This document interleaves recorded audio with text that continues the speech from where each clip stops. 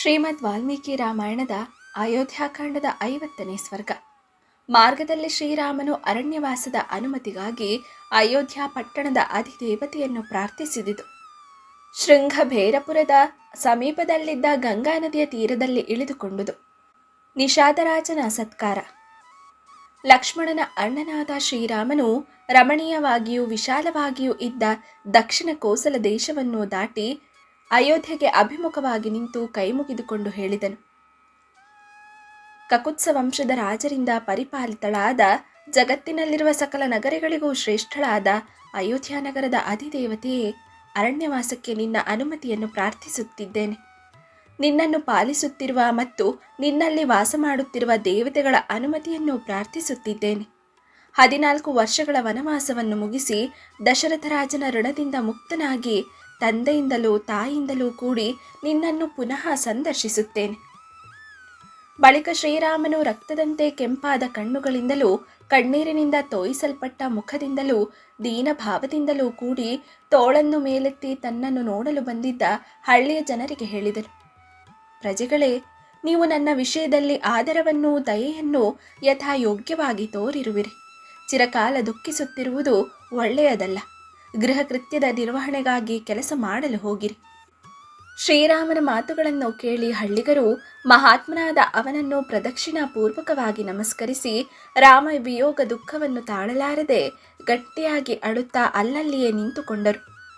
ಶ್ರೀರಾಮನನ್ನು ಎಷ್ಟು ನೋಡಿದರೂ ತೃಪ್ತರಾಗದೆ ಅವನಲ್ಲಿಯೇ ನೆಟ್ಟ ದೃಷ್ಟಿಯುಳ್ಳವರಾಗಿ ಗೋಳಿಡುತ್ತಾ ನಿಂತಿದ್ದ ಹಳ್ಳಿಗರ ದೃಷ್ಟಿಪಥದಿಂದ ರಾತ್ರಿಯು ಆರಂಭವಾಗುತ್ತಲೇ ಸೂರ್ಯನು ಕಣ್ಮರೆಯಾಗುವಂತೆ ಶ್ರೀರಾಮನು ಮರೆಯಾದನು. ಶ್ರೀರಾಮನ ರಥವು ಬಹಳ ದೂರಕ್ಕೆ ಹೊರಟು ಹೋಯಿತು.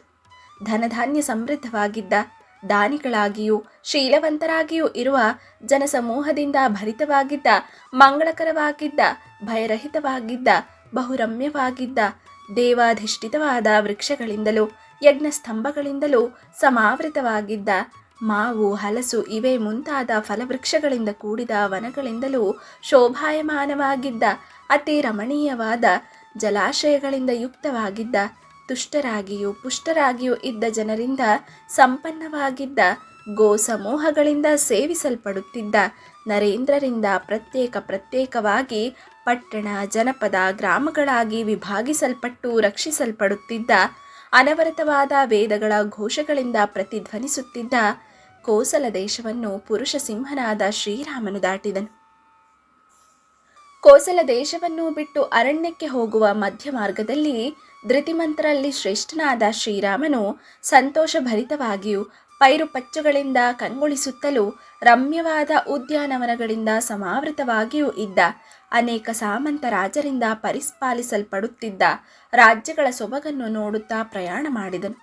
ಹಾಗೆಯೇ ಪ್ರಯಾಣ ಮಾಡುತ್ತಿದ್ದ ಆ ಮಾರ್ಗದಲ್ಲಿ ಶ್ರೀರಾಮನು ಸ್ವರ್ಗ, ಮರ್ತ್ಯ, ಪಾತಾಳ ಈ 3 ಲೋಕಗಳಲ್ಲಿಯೂ ಪ್ರವಹಿಸುವ ದೇವಲೋಕ ಸಂಭೂತಳಾದ ಮಂಗಳಕರವಾದ ತೀರ್ಥದಿಂದ ಕೂಡಿರುವ ಪಾಚಿ ಇಲ್ಲದ ಋಷಿ ಮಹರ್ಷಿಗಳಿಂದ ಸಂಸೇವಿತವಾದ ಮಹಾಪುಣ್ಯವತಿಯಾದ ಗಂಗಾ ನದಿಯನ್ನು ನೋಡಿದನು. ಅತಿ ಸಮೀಪದಲ್ಲಿಯೇ ಧರ್ಮ ಸಂಪದ್ಯುಕ್ತವಾದ ಆಶ್ರಮಗಳಿಂದ ಸಮಲಂಕೃತವಾಗಿದ್ದ, ವಿಹಾರ ಕಾಲದಲ್ಲಿ ಆನಂದ ತುಂದಿಲರಾದ ಅಪ್ಸಯರಿಂದ ಸೇವಿಸಲ್ಪಡುತ್ತಿದ್ದ, ಮಡುಗಳಿಂದ ಪೂರ್ಣವಾಗಿದ್ದ ಮಂಗಳಕರವಾದ ಗಂಗಾ ನದಿಯನ್ನು ಶ್ರೀರಾಮನು ಸಂದರ್ಶಿಸಿದನು. ದೇವ, ದಾನವ, ಗಂಧರ್ವ, ಕಿನ್ನರರ ಉಪಸ್ಥಿತಿಯಿಂದ ಶೋಭಾಯಮಾನವಾಗಿ ಕಾಣುತ್ತಿದ್ದ, ನಾಗಕನ್ಯರಿಂದಲೂ ಗಂಧರ್ವರ ಪತ್ನಿಯರಿಂದಲೂ ಸೇವಿಸಲ್ಪಡುತ್ತಿದ್ದ, ಯಾವಾಗಲೂ ಶುಭದಾಯಕಳಾದ ಗಂಗಾ ನದಿಯನ್ನು ಶ್ರೀರಾಮನು ಸಂದರ್ಶಿಸಿದನು. ದೇವ ಕ್ರೀಡಾ ಯೋಗ್ಯವಾದ 100 ಕ್ರೀಡಾ ಪರ್ವತಗಳಿಂದಲೂ 100 ದೇವತೆಗಳ ಉದ್ಯಾನವನಗಳಿಂದಲೂ ಸಮಲಂಕೃತವಾಗಿದ್ದ, ದೇವತೆಗಳ ಸಲುವಾಗಿಯೇ ಆಕಾಶದಲ್ಲಿ ಪ್ರವಹಿಸುವ ದೇವಭಾಗ್ಯವಾದ ಕಮಲಗಳಿಂದ ಕೂಡಿದ್ದ, ತ್ರಿಲೋಕ ಪ್ರಸಿದ್ಧಳಾದ ಗಂಗಾ ನದಿಯನ್ನು ಶ್ರೀರಾಮನು ನೋಡಿದನು.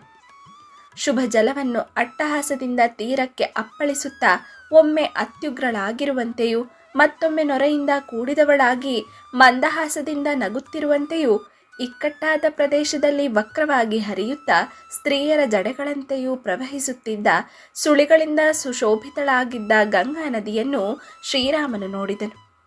ಕೆಲವೆಡೆಗಳಲ್ಲಿ ಗಂಭೀರವಾಗಿಯೂ, ಕೆಲವೆಡೆಗಳಲ್ಲಿ ಅತ್ಯಂತ ವೇಗವಾಗಿಯೂ, ಕೆಲವೆಡೆಗಳಲ್ಲಿ ಮೃದಂಗ ವಾದ್ಯಗಳ ಧ್ವನಿಯಂತೆ ಧ್ವನಿ ಮಾಡುತ್ತಲೂ ಕೆಲವೆಡೆಗಳಲ್ಲಿ ಭಯಂಕರವಾಗಿ ಶಬ್ದ ಮಾಡುತ್ತಲೂ ಪ್ರವಹಿಸುತ್ತಿದ್ದ ಗಂಗಾದೇವಿಯನ್ನು ಶ್ರೀರಾಮನು ನೋಡಿದನು.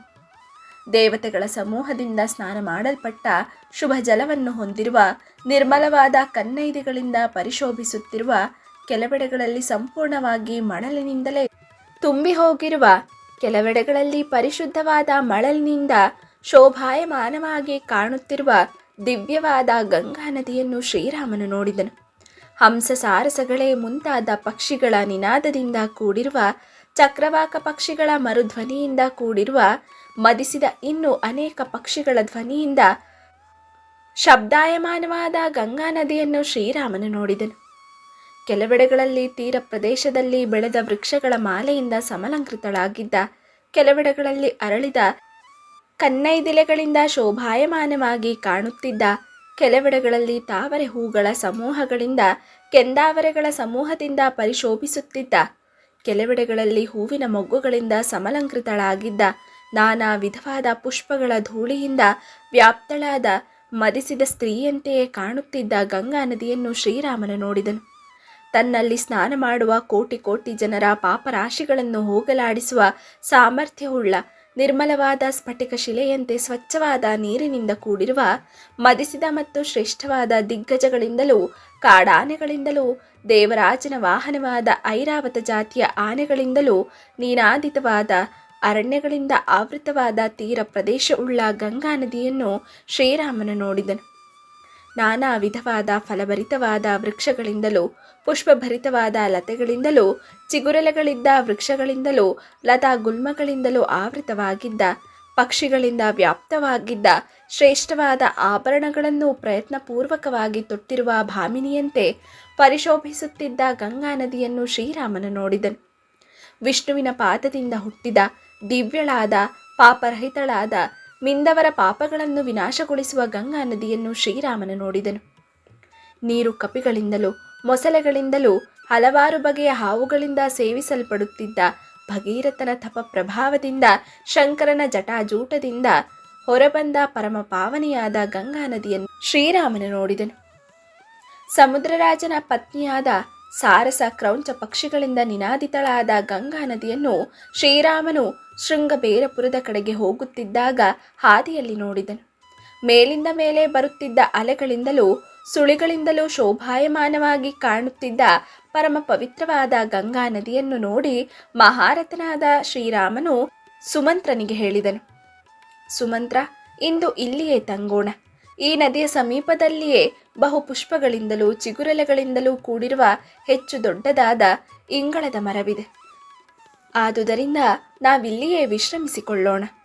ದೇವ ದಾನವ ಗಂಧರ್ವರಿಂದಲೂ ಮೃಗ ಪಕ್ಷಿಗಳಿಂದಲೂ ಮಾನವರಿಂದಲೂ ಸಾಮಾನ್ಯವಾದ ನೀರಿನಿಂದ ಕೂಡಿರುವ ಮಂಗಳದಾಯಕವಾದ ಎಲ್ಲ ನದಿಗಳು ಶ್ರೇಷ್ಠವಾದ ಗಂಗಾ ನದಿಯನ್ನು ಸಂದರ್ಶಿಸೋಣ.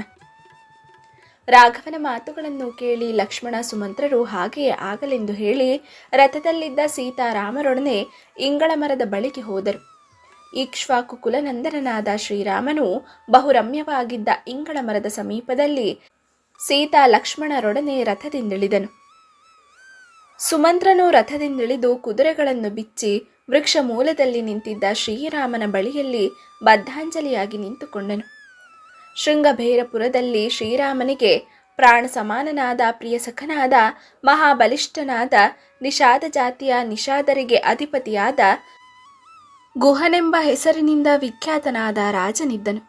ಅವನು ಪುರುಷ ವ್ಯಾಘ್ರನಾದ ಶ್ರೀರಾಮನು ತನ್ನ ದೇಶಕ್ಕೆ ಆಗಮಿಸಿರುವನೆಂಬುದನ್ನು ಕೇಳಿ ವೃದ್ಧರಿಂದಲೂ ಅಮಾತ್ಯರಿಂದಲೂ ಜ್ಞಾತಿ ಬಾಂಧವರಿಂದಲೂ ಪರಿವೃತ್ತನಾಗಿ ಶ್ರೀರಾಮನ ಬಳಿಗೆ ಆಗಮಿಸಿದನು. ಪ್ರಿಯಸಖನಾದ ಗುಹನು ಪರಿವಾರ ಸಮೇತವಾಗಿ ತನ್ನನ್ನು ಕಾಣಲು ಬರುತ್ತಿರುವುದನ್ನು ಶ್ರೀರಾಮನು ದೂರದಿಂದಲೇ ನೋಡಿ ಲಕ್ಷ್ಮಣನೊಡನೆ ತಾನು ಸ್ವಲ್ಪ ಮುಂದೆ ಹೋಗಿ ಗುಹನನ್ನು ಸಂಧಿಸಿದನು. ನಾರು ಮುಡಿಯನ್ನುಟ್ಟು ಬಂದಿರುವ ಶ್ರೀರಾಮನನ್ನು ನೋಡಿ ಗುಹನು ದುಃಖಿತನಾಗಿ ಶ್ರೀರಾಮನನ್ನು ಗಾಢವಾಗಿ ಆಲಂಗಿಸಿಕೊಂಡು ಹೇಳಿದನು, ನಿನಗೆ ಅಯೋಧ್ಯೆಯು ಹೇಗೋ ಈ ಶೃಂಗಬೇರಪುರವೂ ಹಾಗೆ. ಕೋಸಲ ದೇಶವು ನಿನ್ನದಾಗಿರುವಂತೆ ಈ ರಾಜ್ಯವೂ ನಿನ್ನದೇ ಆಗಿರುವುದು. ಈಗ ನಾನು ನಿನಗಾಗಿ ಏನು ಮಾಡಬೇಕೆಂಬುದನ್ನು ಆಜ್ಞಾಪಿಸು. ಮಹಾಬಾಹುವೆ, ಇಂತಹ ಸಕಲ ಸದ್ಗುಣ ಸಂಪನ್ನನಾದ ಪುರುಷ ಶ್ರೇಷ್ಠನಾದ ಧರ್ಮಪ್ರಿಯನಾದ ಅತಿಥಿಯನ್ನು ಮಹಾಪುಣ್ಯ ವಿಶೇಷದಿಂದ ನಾನು ಪಡೆದನಲ್ಲದೆ ಮತ್ತಾರು ತಾನೇ ಪಡೆಯುವರು. ಹೀಗೆ ಹೇಳಿ ಗುಹನು ನಾನಾ ವಿಧವಾದ ಷಡ್ರಸೋಪೇತವಾದ ಭಕ್ಷ್ಯ ಭೋಜ್ಯಾದಿಗಳನ್ನು ತರಿಸಿ ಅರ್ಘ್ಯ ಪಾದ್ಯಾದಿಗಳನ್ನಿತ್ತು ಕೈ ಮುಗಿದುಕೊಂಡು ಹೇಳಿದನು. ಮಹಾಬಾಹುವೆ, ನಿನಗೆ ಸ್ವಾಗತವನ್ನು ಬಯಸುತ್ತೇನೆ. ಈ ಎಲ್ಲ ಭೂಮಿಯು ನಿನ್ನದೇ ಆಗಿರುವುದು. ನಾವೆಲ್ಲರೂ ನಿನ್ನ ಸೇವಕರಾಗಿದ್ದೇವೆ. ನೀನೇ ನಮ್ಮ ಪ್ರಭು. ನಮ್ಮ ಈ ರಾಜ್ಯವನ್ನು ಇನ್ನು ಮುಂದೆ ನೀನೇ ಪರಿಪಾಲಿಸು.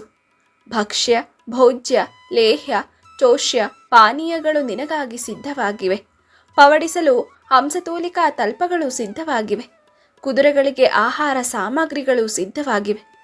ಹೀಗೆ ಹೇಳಿದ ಗುಹನಿಗೆ ಶ್ರೀರಾಮನು ಯಥೋಚಿತವಾಗಿ ಉತ್ತರಿಸಿದನು. ಮಿತ್ರನೇ, ನೀನು ಕಾಲ್ನಡಿಗೆಯಲ್ಲಿ ಪರಿವಾರ ಸಮೇತನಾಗಿ ನನ್ನನ್ನು ಕಾಣಲು ಬಂದಿರುವುದರಿಂದಲೂ ನಮ್ಮ ಮೇಲೆ ನಿನಗಿರುವ ಪ್ರೇಮಾತಿಶಯವನ್ನು ತೋರುತ್ತಿದ್ದರಿಂದಲೂ ನಾವು ನಿನ್ನಿಂದ ಬಹುಮಾನಿತರಾಗಿದ್ದೇವೆ ಮತ್ತು ಬಹಳ ಸಂತುಷ್ಟರೂ ಆಗಿದ್ದೇವೆ. ಹೀಗೆ ಹೇಳುತ್ತಾ ಶ್ರೀರಾಮನು ತನ್ನ ಪುಷ್ಟವಾಗಿದ್ದ ತೋಳುಗಳಿಂದ ಗುಹನನ್ನು ಬಾಚಿ ತಬ್ಬಿಕೊಂಡು ಪುನಃ ಹೇಳಿದನು. ಗುಹ, ಆರೋಗ್ಯ ದೃಢಕಾಯನಾಗಿಯೂ ಬಂಧು ಬಾಂಧವರೊಡನೆಯೂ ಆಗಮಿಸಿರುವ ನಿನ್ನನ್ನಿಂದು ಭಾಗ್ಯ ವಿಶೇಷದಿಂದ ಕಾಣುತ್ತಿದ್ದೇನೆ. ರಾಜ್ಯದಲ್ಲಿ ಕಾಲಕಾಲಕ್ಕೆ ಮಳೆ ಬೆಳೆಗಳಾಗುತ್ತಾ ನಿನ್ನ ಪ್ರಜೆಗಳು ಕುಶಲಿಗಳಾಗಿರುವವರಲ್ಲವೇ? ನಿನ್ನ ಮಿತ್ರರು ಕುಶಲಿಗಳಾಗಿರುವರಲ್ಲವೇ? ನಿನ್ನ ಕೋಶದಲ್ಲಿ ಸಂಪತ್ತಿನ ಸಮೃದ್ಧಿ ಇರುವುದಲ್ಲವೇ? ನೀನು ಪ್ರೀತಿಪೂರ್ವಕವಾಗಿ ಸಿದ್ಧಗೊಳಿಸಿರುವ ಭಕ್ಷ್ಯ ಭೋಜ್ಯಾದಿಗಳನ್ನು ನಾನು ಅಂಗೀಕರಿಸಿದ್ದೇನೆ. ಆದರೆ ಅವನ್ನು ನಾನು ಪ್ರತಿಗ್ರಹಿಸಲಾರೆನು. ನೀನು ನೋಡುತ್ತಿರುವಂತೆಯೇ ನಾನು ದರ್ಭೆ, ನಾರು ಮತ್ತು ಕೃಷ್ಣಾಜಿನಗಳಿಂದ ಸಿದ್ಧವಾದ ಬಟ್ಟೆಯನ್ನು ಉಟ್ಟಿದ್ದೇನೆ. ತಂದೆಯ ಆಜ್ಞೆಯನ್ನು ಪರಿಪಾಲಿಸುವ ಧರ್ಮದಲ್ಲಿ ನಿಯುಕ್ತನಾಗಿರುವ ನಾನು ಕಂದ ಮೂಲ ಫಲಗಳನ್ನು ಮಾತ್ರವೇ ತಿನ್ನುತ್ತೇನೆ. ಈಗ ನಾನು ಅರಣ್ಯದಲ್ಲಿ ಸಂಚರಿಸುವ ತಾಪಸನೆಂದು ತಿಳಿ. ಈಗ ನಾನು ನಿನ್ನಿಂದ ಕುದುರೆಗಳಿಗೆ ಬೇಕಾದ ಆಹಾರವನ್ನು ಮಾತ್ರವೇ ಯಾಚಿಸುತ್ತೇನೆ. ಅದೊಂದುಳಿದು ಬೇರಾವ ವಸ್ತುವು ನನಗೆ ಬೇಕಾಗಿಲ್ಲ. ಅಶ್ವಗ್ರಾಸ ಪ್ರದಾನದಿಂದಲೇ ನಾನು ನಿನ್ನಿಂದ ಚೆನ್ನಾಗಿ ಪೂಜಿಸಲ್ಪಟ್ಟವನಾಗುತ್ತೇನೆ. ನನ್ನ ತಂದೆಯಾದ ದಶರಥನಿಗೆ ಈ ಕುದುರೆಗಳೆಂದರೆ ಅತಿಶಯವಾದ ಪ್ರೀತಿ. ಆದುದರಿಂದ ಈ ಕುದುರೆಗಳಿಗೆ ಆಹಾರವನ್ನು ಒದಗಿಸುವುದರಿಂದಲೇ ನಾನು ತೃಪ್ತಿ ಹೊಂದುತ್ತೇನೆ. ಶ್ರೀರಾಮನು ಹೀಗೆ ಹೇಳುತ್ತಲೇ ಗುಹನು ಸೇವಕರನ್ನು ಕರೆದು ಕುದುರೆಗಳಿಗೆ ಯಥೇಚ್ಛವಾಗಿ ಹುಲ್ಲನ್ನು ನೀರನ್ನು ಒದಗಿಸುವಂತೆ ಆಜ್ಞೆ ಮಾಡಿದನು. ಅನಂತರ ಶ್ರೀರಾಮನು ನಾರುಮಡಿಯನ್ನು ಉತ್ತರೀಯವನ್ನು ಹೊದೆದು ಸಾಯಂ ಸಂಧ್ಯೋಪಾಸನೆಯನ್ನು ಮಾಡಿ ಲಕ್ಷ್ಮಣನು ತಂದ ತೀರ್ಥವನ್ನೇ ಆಹಾರ ರೂಪವಾಗಿ ಸೇವನೆ ಮಾಡಿದನು. ಭಾರ್ಯೆಯಾದ ಸೀತೆಯೊಡನೆ ಭೂಮಿಯ ಮೇಲೆ ಹಾಸಿದ್ದ ಎಲೆಯ ಹಾಸಿಗೆಯಲ್ಲಿ ಮಲಗಲು ಹೊರಟಿದ್ದ ಶ್ರೀರಾಮನ ಕಾಲುಗಳನ್ನು ಲಕ್ಷ್ಮಣನು ತೊಳೆದನು. ಬಳಿಕ ಶ್ರೀರಾಮನು ಆಚಮನ ಮಾಡಿ ಆ ಪರ್ಣತಲ್ಪದಲ್ಲಿ ಸೀತೆಯೊಡನೆ ಮಲಗಿದನು. ಲಕ್ಷ್ಮಣನು ಸಮೀಪದಲ್ಲಿದ್ದ ಮರದ ಬಳಿಗೆ ಹೋಗಿ ಅದರ ಕೆಳಗಡೆ ಧನಸ್ಸನ್ನು ಹಿಡಿದು ನಿಂತನು. ಧನುರ್ಧರನಾದ ನಿಷಾದರಾಜನು ಸೂತನಾದ ಸುಮಂತ್ರನೊಡನೆ ಲಕ್ಷ್ಮಣನ ಬಳಿಗೆ ಬಂದು ಶ್ರೀರಾಮನ ಗುಣಕಥನಗಳನ್ನು ಮಾಡುತ್ತಾ ಜಾಗರೂಕತೆಯಿಂದ ಶ್ರೀರಾಮನನ್ನು ರಕ್ಷಿಸುತ್ತಿದ್ದನು. ತರಗೆಲೆಗಳ ಹಾಸಿಗೆಯ ಮೇಲೆ ಮಲಗಿದ್ದ ಯಶೋವಂತನಾದ ಏಕಾಗ್ರಚಿತ್ತನಾದ ಮಹಾತ್ಮನಾದ ದುಃಖವೆಂಬುದನ್ನೇ ಎಂದು ಕಾಣದಿದ್ದ ಸುಖಪಡಲು ಯೋಗ್ಯನಾದ ದಶರಥನ ಪುತ್ರನಿಗೆ ಆ ರಾತ್ರಿಯು ನಿಧಾನವಾಗಿ ಕಳೆಯಿತು. ಇಲ್ಲಿಗೆ 50ನೇ ಸರ್ಗವು ಮುಗಿಯಿತು.